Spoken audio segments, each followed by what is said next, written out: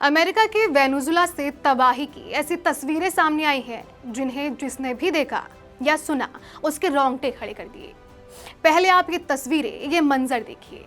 इस भयानक भूकंप ने वेनेजुला की बीती शाम बुधवार यानी भारतीय समय के अनुसार गुरुवार सुबह मौत का तांडव मचा दिया, जिसमें 1 लाख से ज्यादा लोगों की मौत की आशंका जताई जा रही है।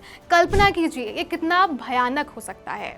वहां मौजूद लोगों में सोचिए किस कदर डर का माहौल बना हुआ है। 1 लाख से ज्यादा लोगों की मौत की आशंका, ये सोचना भी रूह कांपा दे रहा है। दरअसल वेनेजुएला दक्षिण अमेरिका महाद्वीप में स्थित एक देश है जिसकी राजधानी कराकस है। वहीं अमेरिकी जूलॉजिकल सर्वे यानी USGC के मुताबिक इस आपदा में 10,000 से ज्यादा लोगों की मौत की संभावना 44% है, जबकि 1 लाख से ज्यादा मौतों की आशंका करीब 30% बताई गई है। यानी ये आंकड़ा कितना बड़ा हो सकता है, इसका अंदाजा लगाया जा सकता है। रिपोर्ट्स के अनुसार पहला भूकंप 7.2 और दूसरा 7.5 तीव्रता का था।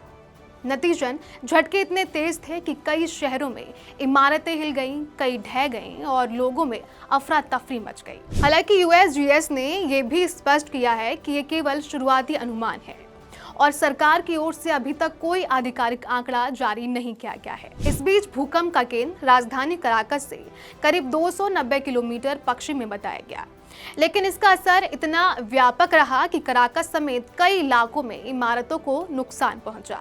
इतना ही नहीं, स्थानीय मीडिया रिपोर्ट्स के मुताबिक कराकस एयरपोर्ट की छत का एक हिस्सा भी टूट गया, जिससे धूल का बड़ा गुब्बार उड़ता दिखाई दिया।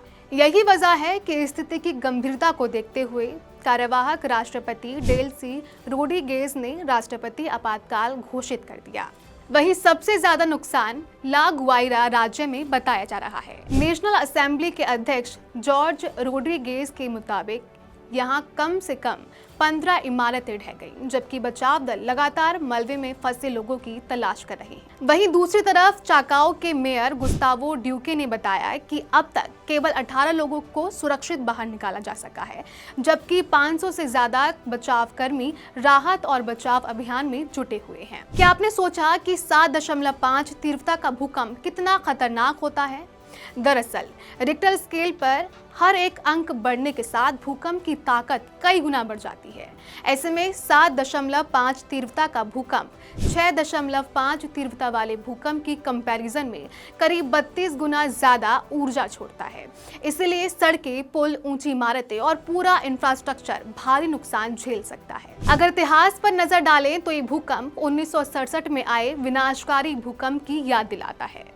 उस समय 6.6 तीव्रता के भूकंप ने कराकस को हिला दिया था, जिसमें 200 से ज्यादा लोगों की मौत हुई थी। यानी लगभग 6 दशक बाद एक बार फिर वही इलाके भूकंप की मार झेल रहे हैं। गृह मंत्री डियोसदादो काबेलो के मुताबिक कई इमारतें ढह गई।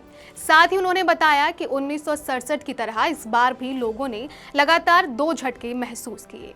इसके अलावा गृह मंत्री ने लोगों से अपील की है कि वो बड़े इमारतों और पेड़ों से दूर रहें और किसी भी आपात स्थिति की जानकारी तुरंत राहत एजेंसियों को दें। उधर इस विनाशकारी भूकंप के बाद अमेरिकी राष्ट्रपति डोनाल्ड ट्रंप ने भी राहत सहायता का ऐलान किया है। उन्होंने कहा कि अमेरिका हर संभव मदद के लिए तैयार है और संबंधित एजेंसियों को तेजी से कार्रवाई करने के निर्देश दिए गए हैं।